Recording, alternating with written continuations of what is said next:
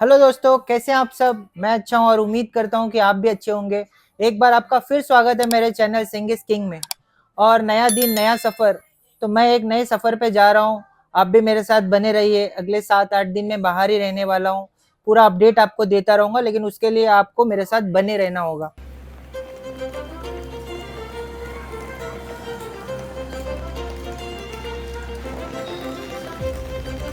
दोस्तों इस समय सुबह के 4 बज रहे और हम उत्तर प्रदेश के मुजफ्फरनगर में हैं। आप देख सकते हैं कि चारों तरफ कितना कोहरा छाया हुआ है।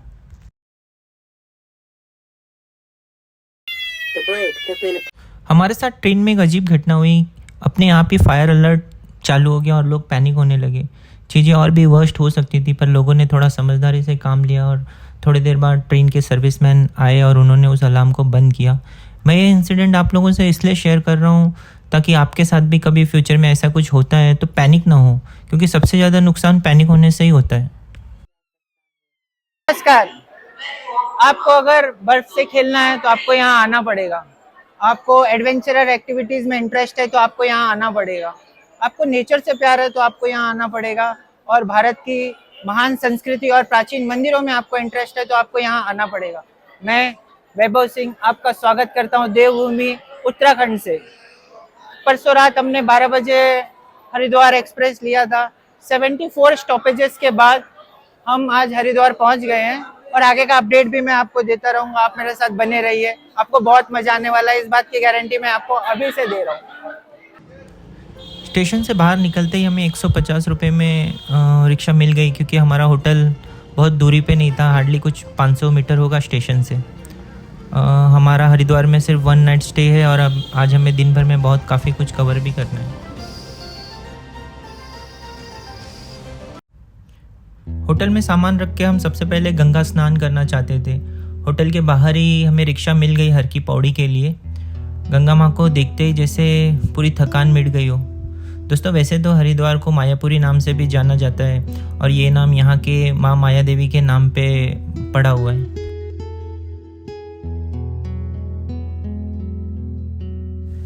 हरिद्वार हिंदुओं के लिए बहुत बड़ा धार्मिक स्थान है। यहाँ का गंगा स्नान और यहाँ की आरती पूरी दुनिया में फेमस है।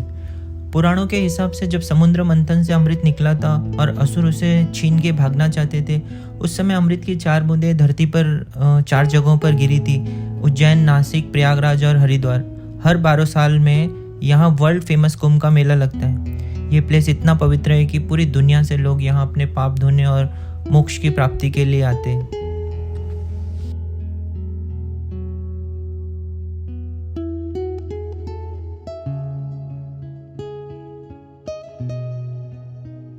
दोस्तों अगर मैं अपनी पर्सनल बात करूँ तो मैं यहाँ पहले भी आ चुका हूँ और यहाँ से मेरा एक इमोशनल कनेक्शन भी है, जिसके बारे में मैं आप लोगों को वीडियो के लास्ट में बताऊँगा।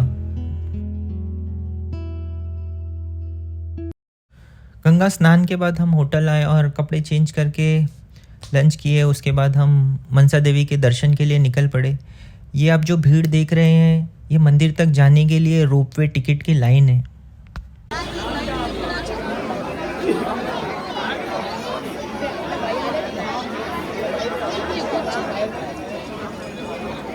उससे भी बड़े हैं ये। तो दोस्तों अभी हम मनसा देवी के दर्शन करने आए हैं। और दोपहर के 3 बज चुके हैं। हमने शेयरिंग रिक्शा लिया पर पर्सन 20 रुपीज़ में। उन्होंने यहाँ छोड़ा। उसके बाद में टिकट की काफ़ी लंबी लाइन लगी हुई थी।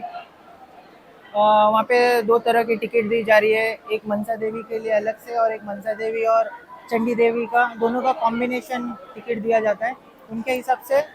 उसके लिए फिर चंडी देवी जाके वापस से टिकट के लिए आपको लाइन नहीं लगानी पड़ती है। तो वो टिकट तो हमने ले ली है। और मैं आपको दिखाता हूँ कि देखिए कितनी बड़ी लाइन लगी हुई है वेटिंग में।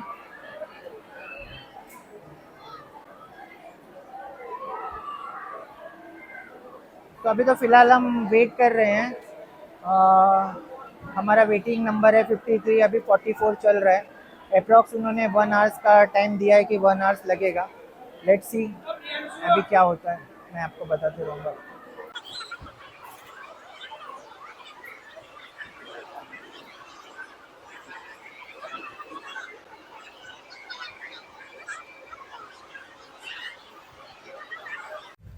दोस्तों माँ मनसा देवी का मंदिर बिलवा पर्वत पे है और जैसा कि इनके नाम से ही पता चलता है कि मन की ख्वाहिशों को पूरी करने वाली माँ है ये।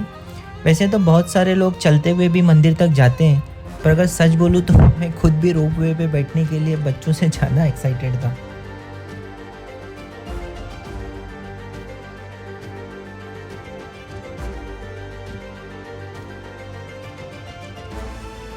हरिद्वार जितना सुंदर शहर है उतना ही सुंदर इसके नाम का मतलब भी है।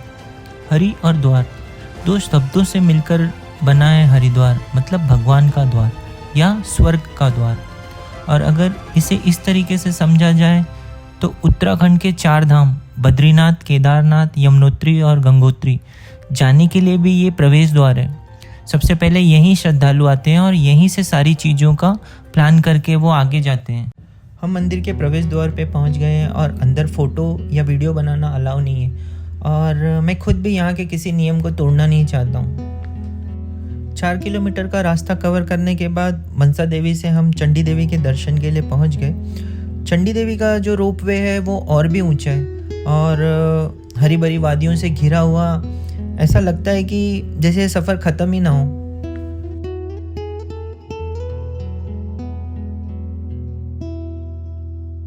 आप देख सकते हैं कि ऊपर से देखने पे हरिद्वार किसी स्वर्ग से कम सुंदर नहीं लगता है। आप कभी भी हरिद्वार आइए तो इस रोपवे सर्विस का मज़ा ज़रूर लीजिए। दोस्तों इस समय हम जैन चाट भंडार वाले के पास आए हैं। चाट या पानीपुरी जो भी स्ट्रीट फूड होता है खाने, ऐसे तो मुझे इन चीज़ों का शौक़ नहीं है, तो मेरे फ्रेंड्स और फैमिली ने काफ़ी इंसिस्ट किया और पिछले 20-25 मिनट से हम कंटिन्यू चल रहे हैं इस जगह को ढूंढने के लिए और यहाँ के जो भी चीज़ें हैं उनका लुत्फ़ उठाने के लिए। तो अभी तो लोग गए हैं खाने के लिए और चीज़ों को लेके आएंगे, फिर हम जज करते हैं कि कैसा है और हम आपको बताते हैं।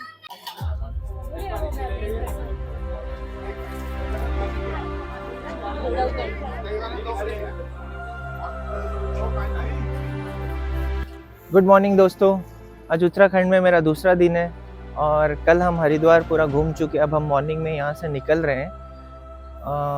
आगे हम रुद्रप्रयाग जाएंगे और रास्ते में जो भी अच्छी अच्छी चीज़ें होंगी वो हम आपको दिखाते रहेंगे। आप हमारे साथ बने रहिए। मैं अपनी फैमिली और कुछ फ्रेंड्स के साथ आया हूँ, उनसे भी आपको जल्दी मिलवाता हूँ। ये हमारे मित्र जाफ़र, जो हमारी पूरी बागडोर अब इन्हीं के हाथों में, यही गाड़ी चलाएंगे। ये हमारे कुछ फ्रेंड्स, ये अजय भाई।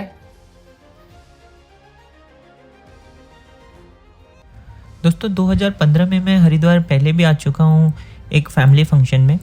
उस वक्त मेरे पापा भी मेरे साथ थे, जो कि ज़्यादा धार्मिक नहीं थे, पर उन्होंने उस वक्त सामने से मुझसे कहा था कि एक आखिरी बार हर की पौड़ी में स्नान करना चाहता हूँ। मैं अपने पापा के साथ वहाँ गया, हमने स्नान किया और घर आते वक्त पापा ने एक बात कही जो मैं कभी भुला नहीं पाता। उन्होंने कहा कि बस अब कहीं नहीं जाना है। दोस्तों वो अंतिम बार था जब मेरे पापा खुद से कहीं चल के गए हो। वहाँ से आने के बाद मेरे पापा कभी भी कहीं नहीं जा पाए उनकी बीमारी की वजह से, और अब वो हमारे बीच नहीं है। पर जब भी मैं माँ गंगा को देखता हूँ तो उन्हें और उनकी यादों को याद करके भावुक हो जाता हूँ।